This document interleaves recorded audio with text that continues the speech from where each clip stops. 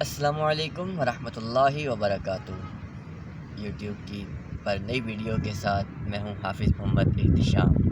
Video شروع کرنے سے پہلے آپ سے گزارش ہے کہ ہمارے چینل کو سبسکرائب کیجیے، ویڈیو کو لائک کیجیے، شیئر کیجیے اور کمنٹس باکس میں کمنٹس دے کر اپنے ہونے کا احساس دلائیے۔ آج کا ہمارا موضوع ہے نماز۔ نماز اسلام کے بنیادی ارکان میں سے اہم ترین رکن ہے۔ جب کوئی شخص دائرہ اسلام میں داخل ہوتا ہے تو سب سے پہلی چیز اس پر فرض ہوتی ہے وہ نماز ہے۔ آپ صلی اللہ علیہ وسلم نے نماز کو دین کا ستون قرار دیا ہے۔ حدیث مبارک ہے الصلاۃ عماد الدین ومن اقامها فقد اقام الدین ومن هدمها فقد هدم الدین۔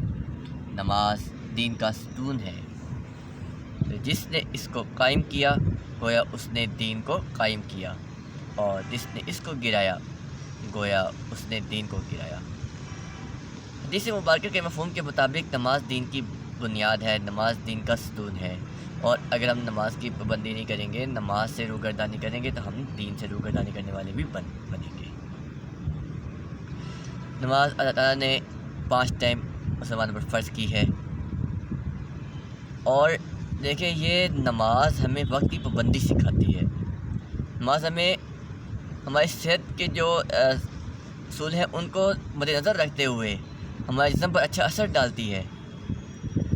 نماز ہمیں بھائی چارے کی طرف راغب کرتی ہے۔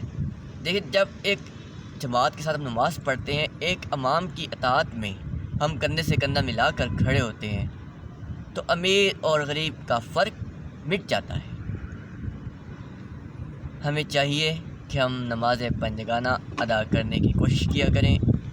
نماز کا ذکر قرآن مجید میں 700 سے زائد مقامات پر ہے۔ قرآن مجید میں اللہ تعالیٰ کا ارشاد ہے ان الصلاۃ کانت علی المؤمنین کتابا موقوتا، بے شک نماز مسلمانوں پر مقررہ اوقات میں فرض ہے، یعنی وقت اگر نکل جائے تو یہ قضا ہو جائے گی، پھر قضا کہا جائے گا، ادا نہیں کہہ سکیں گے۔ اسی طرح نماز کے بارے میں تعالیٰ کا فرمان ہے واقیموا الصلاۃ، نماز قائم کرو۔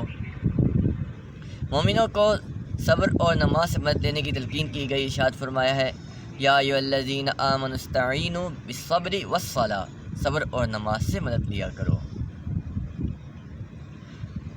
اللہ تعالیٰ سے دعا ہے کہ اللہ تعالیٰ ہمیں نماز پڑھنے کی توفیق عطا فرمائے اور خشوع و خضوع کے ساتھ پڑھنے کی توفیق عطا فرمائے، ہمیں 5 وقت کی نماز کی پابندی کرنے کی توفیق عطا فرمائے۔ جو نماز ہمارے پیارے نبی صلی اللہ علیہ وسلم کی آنکھوں کی ٹھنڈک ہے، ہمیں اس آنکھوں کی ٹھنڈک کو دل سے اپنانے کی توفیق عطا فرمائے۔ آمین۔ السلام علیکم ورحمۃ اللہ وبرکاتہ۔